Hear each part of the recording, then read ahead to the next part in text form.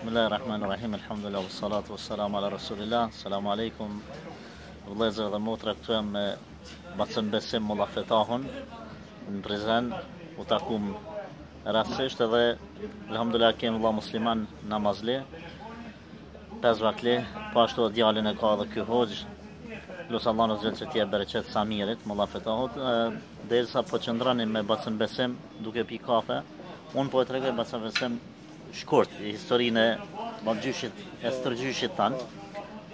Bacën Besim e pyeta preardhjen e tyre, po tregon se nga Nishi dhe Prokuplja në atë kohën e moshme para lidhjes Prizrenit, janë shpërngul për shkak se Serbt i kanë masakruar ne, edhe stërgjyshi i tij, apo stërgjyshi, Abdul Fetahu, që në rryshe e kanë thonë Molla Fetahu në atë kohë, ka qenë i shkollum për njerëzve të njohur me shkollim të asaj kohe.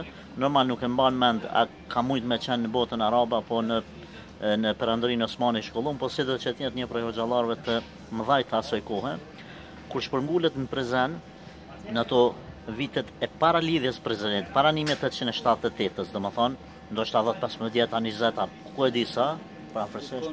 Parafërsisht 10-15 vjet përpara. 10-15 vjet, domethënë parafërsisht, thotë kur ka ardhur në Prizren, i kanë thonë këtu të Prizrenit hoxhallarët asoj kohë ose Bashkë Islam asoj kohë që me zgjedh një xhami, domethënë marrë si imam edhe me punu këtu në Prizren, për arsye se ka qenë hoxh i njohur, mirë po largpamësia, vendosmëria dhe sakrifica e tij nuk e pranon një gjë të tillë, thotë jo, nuk du me hy imam Prizren, du me shku me një vend ku nuk ka musliman ose si me thonë nuk ka xhami, po nuk ka xhami, Nuk ka xhami, po ku nuk ka xhami edhe ku mund me bënë domethënë diçka një ndryshim pozitiv, me qel një xhami po xhamin e parë, edhe nga këto vende domethënë të ndryshme që i shikon rreth Prizrenit.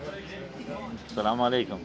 Rreth Prizrenit që i shikon, vendos në pjesën e Hasit, ku na njohim këtu në Prizren, domethënë pjesën e Hasit, edhe në fshatin Romaj, ku sot ekziston xhami, edhe është xhami mjaft e bukur edhe e re, është rindërtu mas luftës, domethënë është prishë e vjetra ose është djeg prej shkijeve, po edhe është rindërtu, unë e kam pa xhami, kam shku atje, elhamdulillah, domethënë funksionale është imami Molla Alushi nëse s'gaboj, po i Krushës është.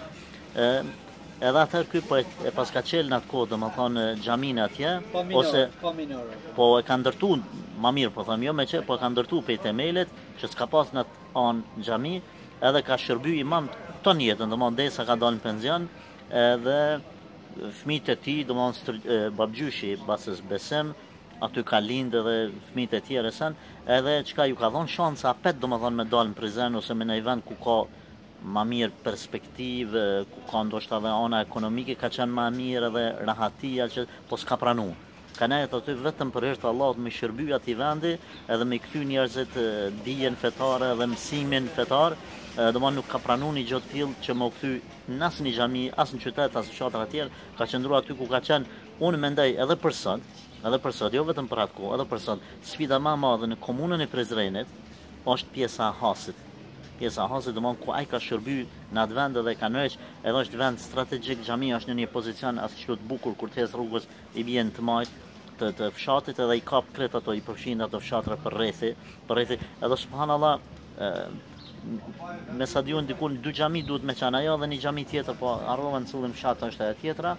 Në këtë pjesën e Hasit, pjesën e Kosovës, se gjysma e Hasit është në pjesën e Shqipërisë, sido që tjetë mu çfarë më intereson se mesazhi i kësaj video është që nuk kanë pëqyrë hoxhallarët asaj kohe të rahatohen për vete. Ta gjoj luksin edhe fjala popullore thotë ku rafsha mos u vrafsha. Jo, po ka pëqyrë ku është lufta më e madhe, sakrifica më e madhe, obligimet ku janë më të mëdha për çka? Se ka vendos, është betu. Qëllimi me përhap Islamin. Po, me përhap, me bën davet, me mësu njerëzit në rrugën e Allahut azza wa jall. Videoja, nuk e dia na çet marr atje kur ta them se po doket si me pi kafën Bacën Besim me dorën e majt. Sa shtu e pi me dorën e majt me djatën.